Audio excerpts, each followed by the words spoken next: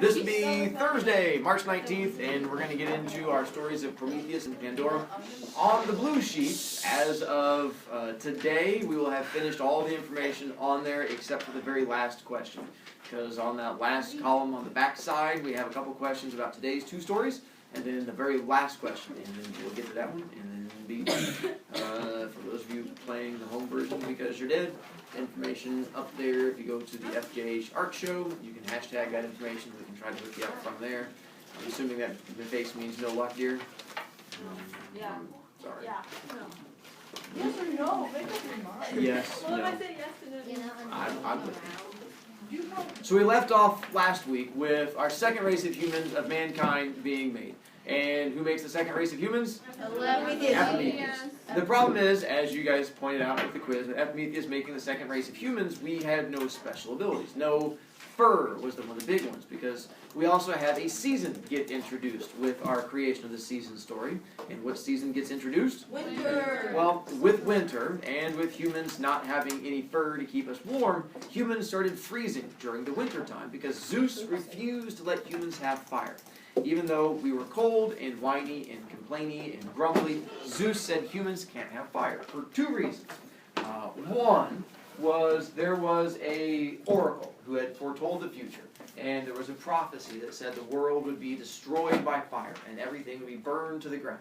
And Zeus was afraid that if he let humans have fire, it would be like letting a toddler play with a blowtorch in a fireworks store. That nothing good would come from it and everything would eventually be burnt to the ground. So he said because of that, no fire for humans. The other reason why he doesn't want humans to have fire is because he really liked going and stepping on humans and smashing them and squishing them underneath his feet. It brought him lots of joy when he was having a bad day. He would run around and stomp on them. Well, as long as we don't have fire, whenever he tries to stomp on us, all we can do is take sticks and hit him in the toes, which doesn't hurt him, it just makes him giggle even more, which really entertained him. But if humans have access to fire, then we have access to technology, like being able to melt metal and reshape it. And as soon as we can start reshaping metal, we can start making spears and swords and stuff like that, which we can't do at the point of not having fire. And humans having spears and swords bothers Zeus. Not because we were a threat to him, but because when he would come to stomp on us and kill us, he was afraid that humans would stab him in the bottom of the foot with the spears and the swords, gesundheit. Now, that's not going to kill him, but imagine if you're a human and you like going out stomping on ants when you get really angry, and you go out and you find an ant mound and you just go to stomping on it and it brings you lots of joy. Well, if you were back during that time, a lot of times you'd have to be barefoot when you were running around, and if you were barefoot during all of your running around doing all of the stomping, imagine that now you have someone who glues thumbtacks to the back of all of your ants when you go out there stomping on them. Then when you go out there stomping on them, you're going to end up hurting your feet. Is it going to kill you? No. But it's really frustrating and annoying when all you do is some good ant stomping. So Zeus says no fire for humans because I'm afraid they're going to burn the world, or they're going to make sharp pointy weapons and they're going to hurt my feet. Problem is, humans get more and more whiny and complaining. We're like, hey, we're freezing, life is awful, you got to hook us up with something. Zeus decides to solve the whiny human problem the way he solves most things. If humans are going to be whining and complaining, how's he going to solve the problem? Kill them all off. So he decides he's going to kill off the entire second race of humans. Prometheus is like, listen, dude, you can't keep killing everyone every time you want to solve a problem. There's other ways to do it. And Zeus is like, are you a problem? He's like, are you going to kill me? Zeus is like, He's like, fine, whatever. So Prometheus decides he's going to go behind Zeus's back to solve this next problem. So one night, he waits until Zeus is sleeping, and Prometheus sneaks down to Earth. When he comes down to Earth, he decides he's going to help humans learn how to make fire. His first goal was just to give humans fire, but he knows that's not going to work, because if he just comes down and gives humans fire to keep them warm, well, as soon as Zeus finds out about those fires, what is Zeus going to do to those fires? Blow them out. Yeah, he'll just come down there and blow them out or put water on them or something like that, and then humans will be back where they started. So the only way to make sure that humans get to keep the fire is to teach them how to make fire. So Prometheus sneaks down to teach the humans how to make fire. So he comes down to the beach, and he calls a bunch of humans, and he's like, hey, humans, come over here. And the humans come running up, and they're like, are you guys cold? And I'm like, very cold. He's like, all right, bring me some sticks. And I go, sticks keep us warm? He's like, yes. And I go, okay. So they grab a big pile of sticks, and they come running over to him, and they put the big pile of sticks down. And I go, well, what do we do with this big pile of sticks? He goes, here's what you're going to do. And he takes this little thing out of his pocket that has hot burning embers in it that he brought down from Mount Olympus. He goes like, do you guys know how fire works? Like, we've seen it. He goes, watch. And he takes these embers and throws them onto the fire. Big fire goes up in front of the gods. Like, whoa, they're so excited. The humans like, yay, we get to be warm. And they put their little hands in front of the fire. Prometheus goes, wait a minute. And he goes back over, grabs sand, throws it on top of it, puts the entire fire out. The humans go, what? That was me. What are you, jerk? He goes, I'm not done. They go, what? He goes, bring me more sticks. They go, we already fell for that once. We're not going to fall for the trick stick, or the stick trick. And he's like, no, seriously, bring me 2 sticks. They go, okay.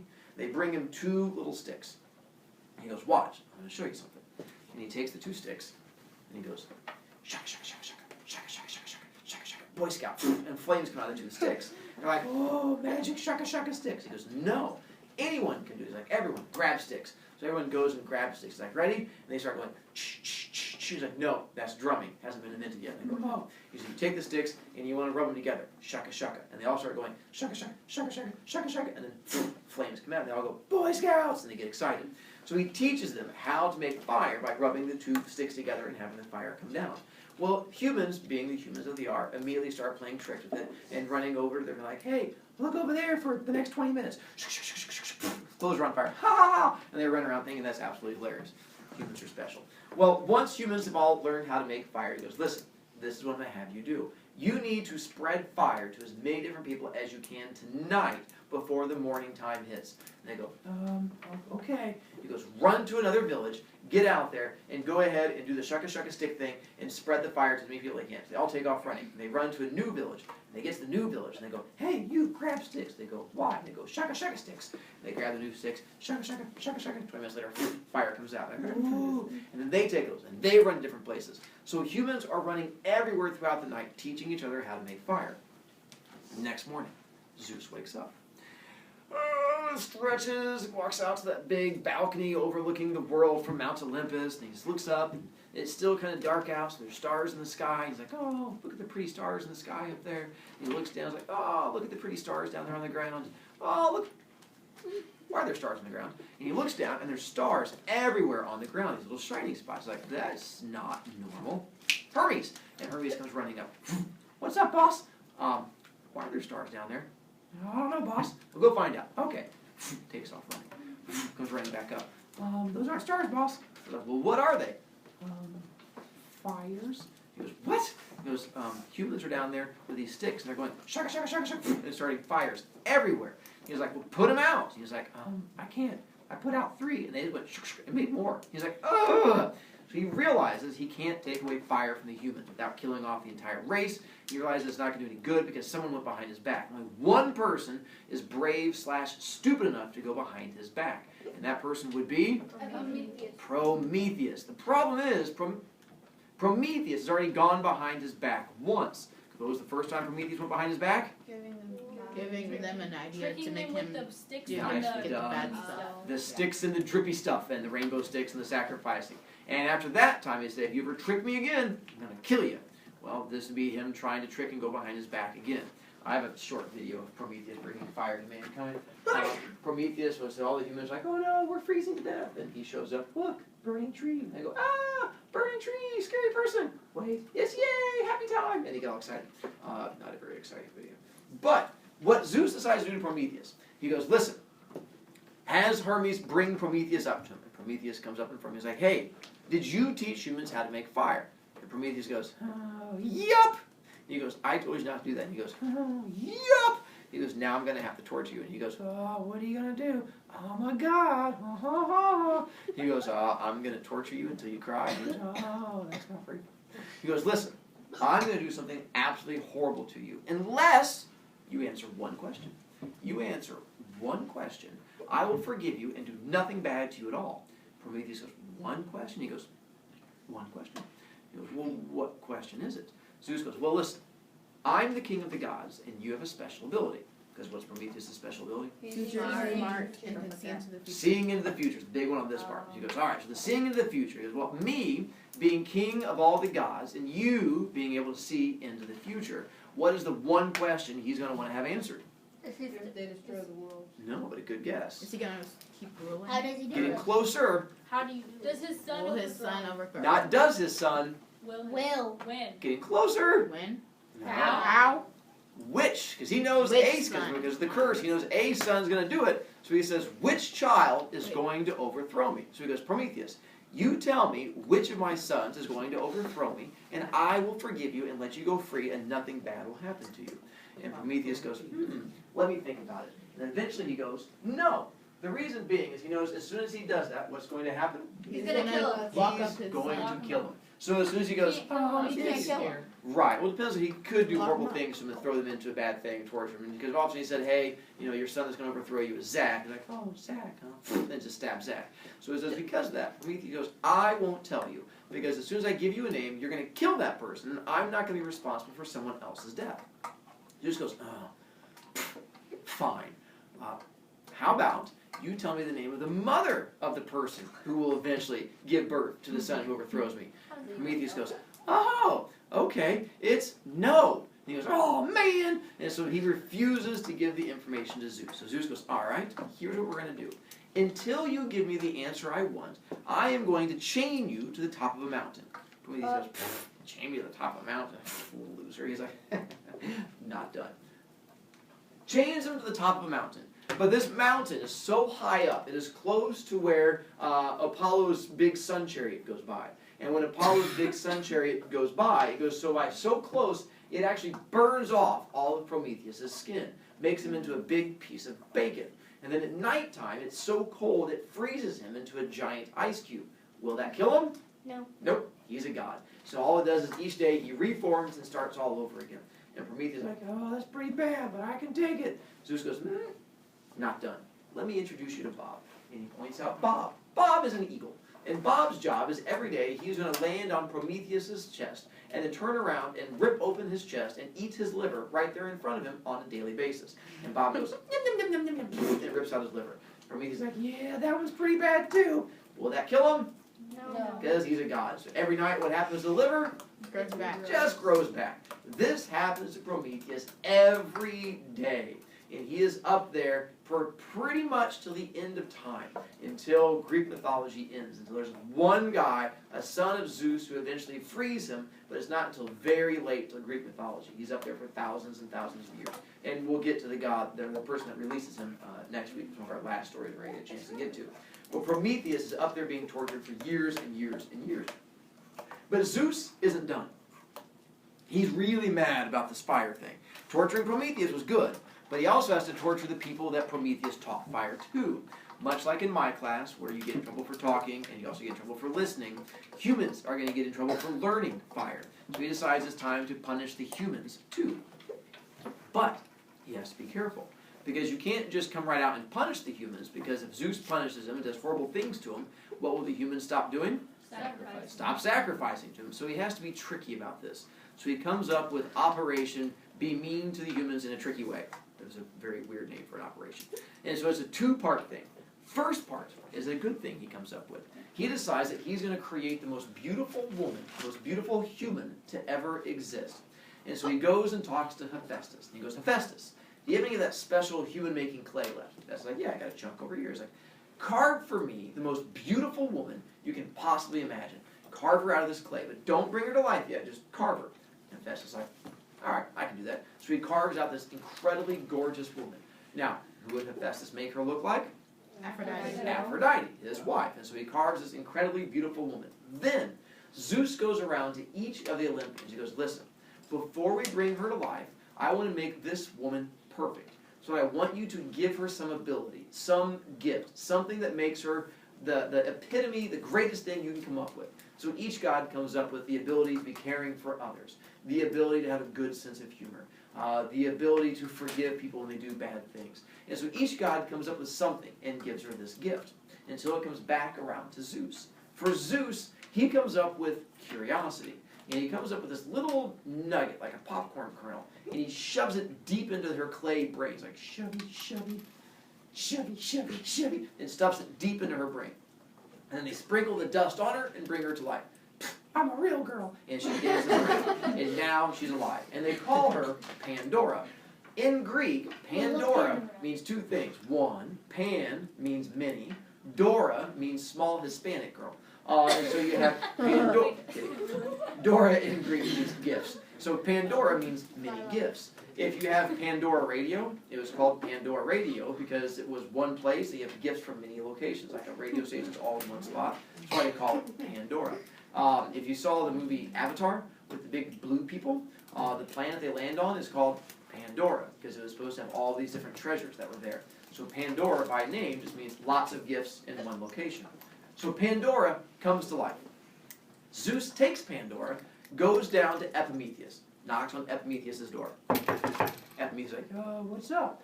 Zeus goes, hey, buddy, did I ever thank you for creating the second race of humans? And he goes, no, you just yelled at me a lot and made me want to cry. He goes, oh, I'm sorry, man. Well, let me give you a gift. He goes, well, what is it? And Zeus steps to the side. He goes, I call her Pandora. And Pandora steps up. She goes, I'm alive. And he goes, okay. And he goes, I would like for you two to get married. And he's like, okie dokie. And so Epimetheus and Pandora get married. Epimetheus, absolutely ecstatic. Pandora, absolutely ecstatic because she's alive. She can care less. She's like, I'm alive. Everything is great. And so because of that, they marry. Zeus says, listen, you guys hang out, have a good time. I'll come back and check on you. One thing I'm going to say is, someday I might show up and ask a favor. If I show up and ask a favor, will you do that favor for me? He's like, yeah, totally, I'll do a favor for you, whatever. He's like, good, I'll see you later. And Zeus leaves. He lets time pass, lets about a year go by. Humanity is enjoying fire, there's no evil down there. Epimetheus, Pandora, getting along great, everything's going along just well. Zeus is just biding his evil little time. Until it's time to begin the second half of this plan. Year goes by, time for the second half of this plan. He goes and gets a gigantic magical box. Some stories say a jar, whatever it is, some kind of container that you can put stuff in. We'll say box. Gets a gigantic box the size of my podium. Brings this box, goes around to each of the Olympians again.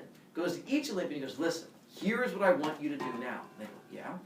I want you to create something evil. The most horrible, evil, mean, nasty thing you can come up with and turn it into a spirit form, so like a ghost, and put it in the box. I'm going to have a box of all the evils in the world. And I go, oh, that sounds like fun. So each Olympian comes up with something horrible. Hera comes up with jealousy. Ares comes up with bullying people. Dionysus comes up with drunkenness. Hermes comes up with thievery. So each one comes up with something, and they put it into this box until he comes to Athena, his daughter. He goes, Athena, my dear, I need you to come up with something evil to put in here.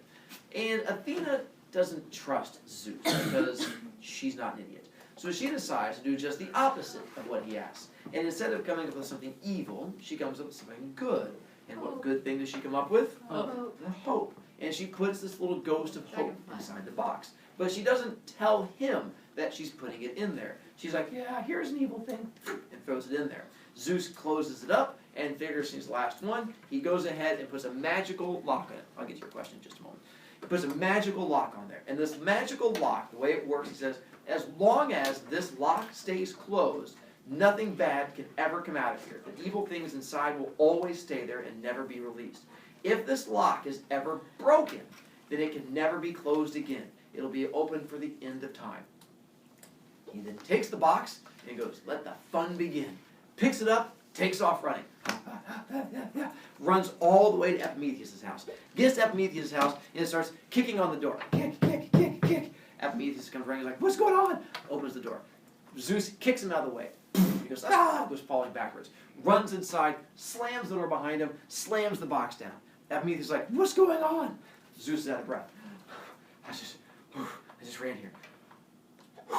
Okay. Epimetheus, remember how I asked you for a favor? Epimetheus is like, yeah, man, what favor do you need? What's going on? I'm happy to help you out. He goes, all right, here's the favor that phone's turning on. Here's the favor that I need. You see this box? Epimetheus is like, yeah, what's up with the box? He goes, I need you to do 3 things. Epimetheus is like, yeah, man, what do you need? Hide this box. Okay. Don't open this box. Okay. And never tell my wife about it. That's it? He goes, yes. Hide the box. Never open it. Don't tell Hera. Epimetheus is like, oh, all right, that's not a problem. He's like, thank you. Epimetheus is like, are you going to come back for it? And he goes, yeah, I'm back for it in a couple of months. He was like, okay. And so Zeus goes, all right, I'll see you later. And Zeus takes off. As he leaves the house, shuts the door behind him, he just starts laughing. He goes back up to Mount Olympus. Prometheus picks up the box. He's like, oh, that's kind of weird, but okay. And goes and just like sets it in somewhere random place in the house. Well, forgets about it until Pandora comes home. Pandora walks in. She's like, honey, why is there a huge box in our dining room with a vase on top? Prometheus is like, oh yeah, I remember. Zeus gave that to us. She's like, okay. Why'd Zeus give us a box? He's like, let me see. He gave it to us. He said, hide the box. I hid it. There's a vase on top. She's like, you're not good at hiding things. Like, it's okay. He said, don't open it and don't tell Hera. She's like, why can't we tell Hera? She goes, I have no idea. She goes, okay, that's kind of weird, honey. But she does her best to ignore it. The next day, she does her best to ignore it, but she can't. Something keeps pulling her back to the box. The more she turns her back on it, the more she keeps turning to look at it. And it starts driving her nuts. And why can't she not forget about the box? Curiosity. Curiosity keeps flaring up in the back of her head. And the more she tries to ignore it, the more she keeps going over to it. So eventually she's like, all right, I'm just going to knock on the box. It's a giant box. There was a face on it. Worst hiding spot ever. It was a horrible hide and seek. So she goes over to the big box. She's like, I just want to knock on it. Over to the box. Hello? And he goes, right behind! And starts jumping around. She's like, oh, yeah! And she jumps back. She's like, I gotta go change my pants. And then she goes over. And she's like, okay, that was definitely kind of weird. I was not expecting it to jump around. She's like, something's obviously in the box. Okay. She keeps trying to forget. And the next day, she's like, all right. And then it hits her. And she realizes as time goes by that there's a reason why Zeus gave her a box, to hide the box, and to not let Hera know about it. And something is alive in the box. She figures out what's in there. And what is it she begins to suspect is in there? A baby. A baby. And she thinks that Zeus is hiding a box baby in her house. We've all had that problem. And so because of that, she's like, well, you don't want to have a box baby hidden in your house because the baby's going to die and that would just be awful. So she decides she's going to do the only good thing you can, and she's going to try and feed the baby.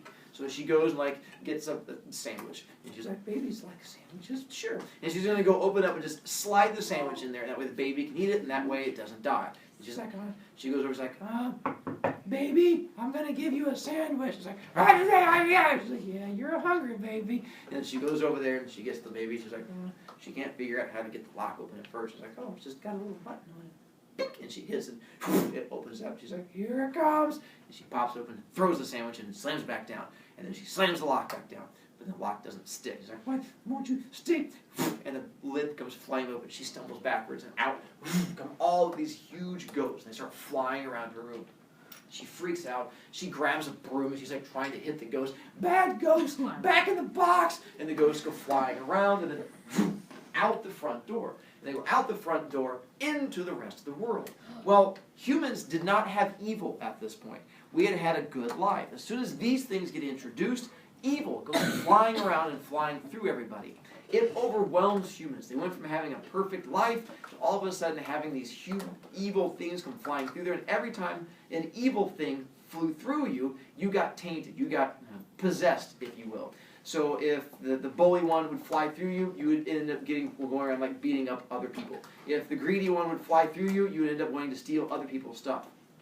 It becomes so overwhelming that humanity starts to try and give up. They all just want to die, except one thing prevents the race of humans from dying off. And that one thing is? Hope. Hope. Because as the things fly, like, oh, I can't take it. The English teacher's so evil. He just yells at me all the time. I'm just going to give up. I can't. But tomorrow's a better day. And it flew through you, and you would feel better, and this will allow you to keep on going. And so because of that, Zeus is able to punish humans. But who is it humans blame for evil being released? Pandora. So Pandora gets all the blame for evils being released into the world. And Zeus goes, I didn't do it. That's not me. I had one direction. Don't open the box. Only one person to blame, and that's her. So Zeus manages to punish humans without getting in trouble himself. And that's the last of the blue sheet. Except for, I don't think I answered this question for you. Which I had a kid bring up 31, where it talks about who was the god of sworn oaths. I've talked about her, but I don't think I ever mentioned her being the god of sworn oaths. It was the same god who started off as a titan and changed form into a river. Styx. When she swore allegiance to Zeus and said, I will fight with you for the entire war and never back down, he said, well, part of your reward is I'm going to let you switch forms and become whatever you want. She said a river. He goes, that's weird, but okay. The other part was, because she kept her promise to him, he makes her the god of sworn oaths. The way that works is the way the Greeks believed. If you ever made a promise and you used Styx's name, it was binding beyond life. If you were to promise, Mr. Brovicast, I'm going to have my character come smell you tomorrow, I swear on the river Styx, dun dun dun, and you were to show up and break that promise, you were allowed to be killed without repercussion. You could just walk up and be like, yeah, I don't have, you just fall down and be like, what? Oh, it was in your pocket. Sorry. And so, as long as you did not break that promise, you were good. But you could not break a promise made using the river Styx's name. Same thing worked for the gods. Gods could not break a promise on the river Styx, but they couldn't die. So they would get punished worse than death. If you were a god and you broke a promise on the river Styx, what would happen to you is they would do what was even worse, which was make you live as a human for 10 years. You could not hang out with other gods. You could not drink the nectar and ambrosia. You got forced to live in a human village for a 10-year period of time. And for most gods, that was the worst punishment they could possibly come up with. So who was the god of sworn oaths? It was Styx. What new form does she end up taking? River. So you guys have that one. I have a couple other, if you have the blue sheet, I'm going to go through a couple of them real quick, help people out. Yes, dear? So did any god have to become a human for 10 years? That's actually our story we're going to get to tomorrow. I know, it's weird, they all kind of connect to each other. The three fates, because that's the one that kids keep asking. It's on the white sheet, but to help you out, do you remember the names of the three fates? No. Yes. Clotho's one. Lachesis. Oh, Atropos. So Clotho, Lachesis, and Atropos were the three fates. And what was the job of the first fate? To measure the string. Not measure. Make the string. Make the string. Make the string. And then the second one? Measuring. The measuring comes in. And the third one? The cutting of the string. Did you need to go to your locker to go get your hand downs? Okay. Get around. Well, I told you points either way, so I just figured you might as well go get them. And I waited till the end of class, though, because I figured at some point you'd ask me, but I guess I was wrong. And those were the three fates from there. And you guys still writing that one down? No, yeah, we're 33. Write this down. Well, I'm giving you the answer. You don't have to. You're welcome. Wait, do we have to turn this in at some point? Yeah, it's great. With the music. I love how kids pay attention. Wait. If you go Who online, are the I'll bet muses? That's on the right sheet. And tomorrow we'll answer a few more of the food questions if you have them. Thanks, Mr. Brewer. I don't know how to spell that.